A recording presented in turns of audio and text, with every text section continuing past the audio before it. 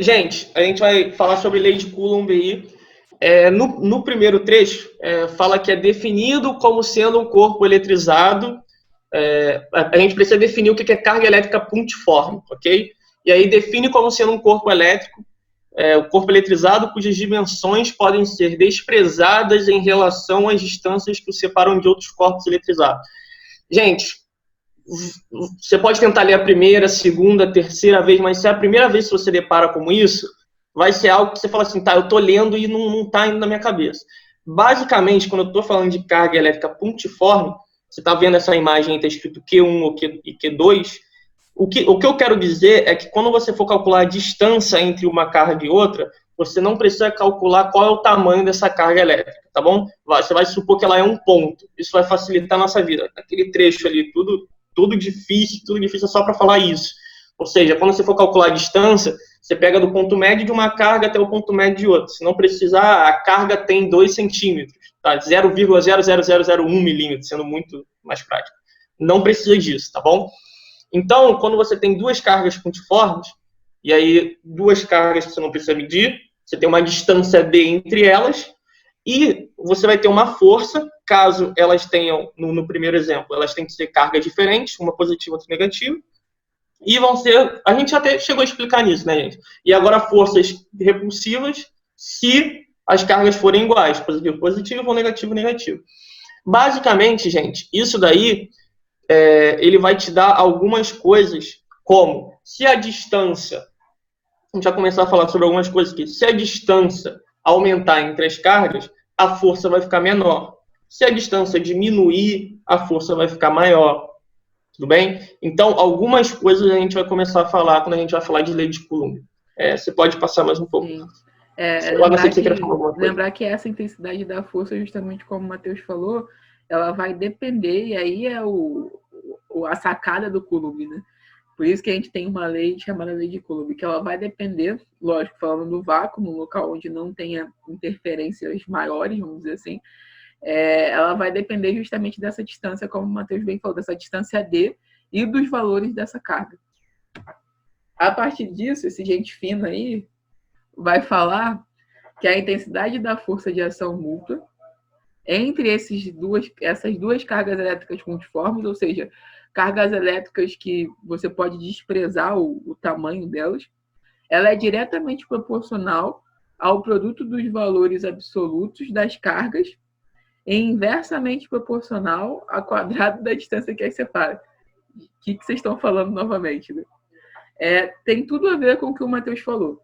Quanto mais distante essas cargas estiverem, menor vai ser essa força. Quanto mais perto essas cargas estiverem, maior será essa força. E é interessante você pensar nisso, principalmente se você pensar em ímãs. Quando você tem um ímã com os dois polos diferentes, quanto mais você aproxima eles, não sei se vocês já brincaram com isso, quanto mais você aproxima eles, com certeza, mais força você vai ter que fazer. Quando você afasta, você parece que não está nem sentindo o campo elétrico, apesar dele ainda estar ali. Campo magnético, no caso do campo magnético, isso. Foi mal, campo elétrico não. Apesar de ser a mesma coisa, campo magnético. Isso. Sim. É só para vocês conseguirem, porque às vezes na leitura a gente não consegue absorver, mas imaginando a gente consegue absorver de uma maneira melhor. Mais alguns detalhes aí, gente. Essa força tem que ter duas cargas, então um está chamando de Qzão e outro de Qzinho. É basicamente a carga elétrica daquele corpo e a carga elétrica de um segundo corpo. Pode chamar de Q1 e Q2 também. Quando fala carga elétrica de prova, é uma carga de teste que eles utilizam, tá? Então, finge que é Q1 e Q2, finge que tem duas cargas diferentes com valores podendo ser iguais ou não. E o K0 sendo a constante elétrica do vácuo, é uma constante, é um valor, 9 vezes 10 a 9, se não me engano. É um valor, ele é dado, ele é fixo, ele não muda quando está no vácuo, se for uma constante elétrica de algum outro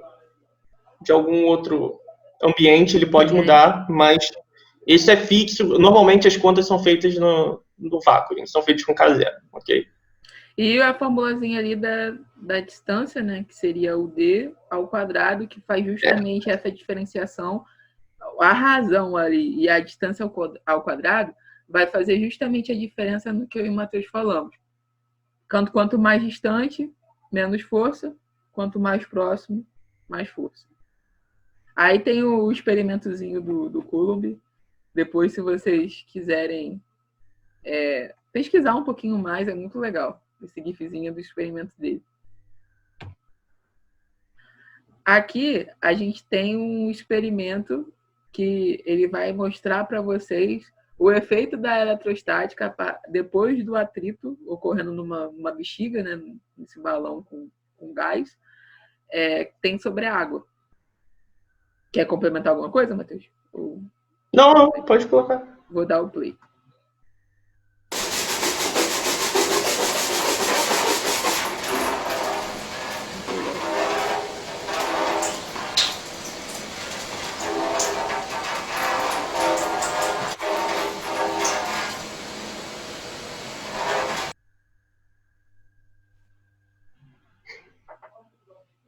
Eu gosto muito desse videozinho, gente, é muito divertido.